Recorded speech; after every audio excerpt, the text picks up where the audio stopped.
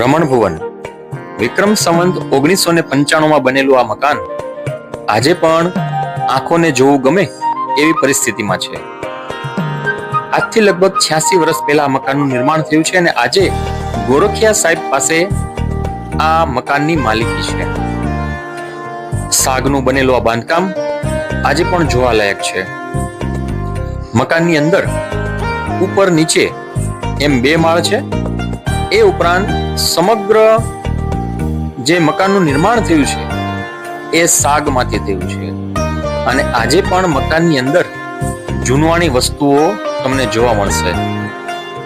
જેમાં આપણે જૂના સમયમાં જે અભેરાઈઓ હતી તે અભેરાઈ પણ આપ જોઈ શકો છો. એ ઉપરાંત ખીતી અને સૌથી આશ્ચર્ય પ્રમાણે તેવી વસ્તુ કે જે આપણે આ બારણાને લોક કરી રહ્યા છીએ તે